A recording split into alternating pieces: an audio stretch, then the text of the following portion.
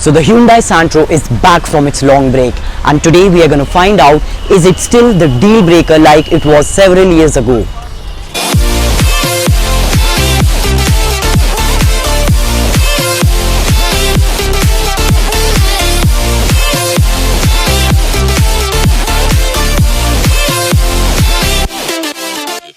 Up front, it gets the huge cascading grille, which looks a little big on the car, but to add a little sense of premiumness, the grille is enclosed in chrome and the Hyundai logo is sitting on the top, which looks spectacular. The headlamps resemble the one in the Grand i10, and just under it are fog lamps, which is integrated in the grilles. On the side, Hyundai has really not compromised with lines, like you get an arrowhead line in the front wheel arch and a boomerang-like line in the rear wheel arch.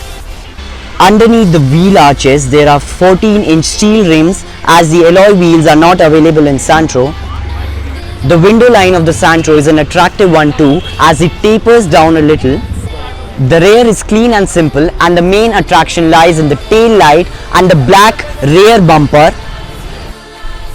So Santro interior is really best in class. You get the classic color theme of black and beige, and you get some chrome finish around the AC vents, in the steering, and even around the gear.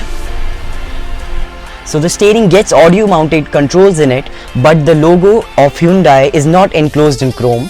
The air-con vents has a very interesting design like of propellers. The gauge cluster is simple and clean.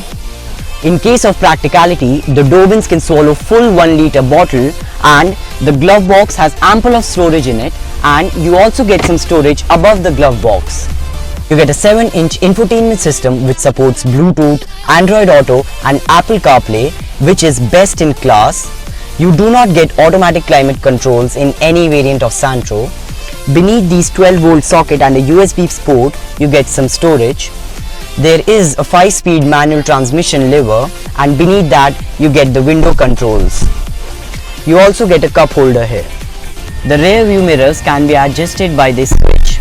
Seats are wide and comfortable, and as you know, Santro is known as a tall boy, so the cabin is very spacious. As you can see, the window sill is very low, so the sense of airiness in the cabin is great, and you also get AC vents in the rear seats, but the air pressure is not that good.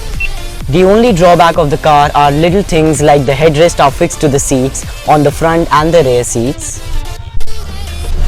Space was never a thing compromised in Santro, and so it did not compromise with the boot, as you get a decent size boot of 235 litre, which is a great boot capacity for a car like this.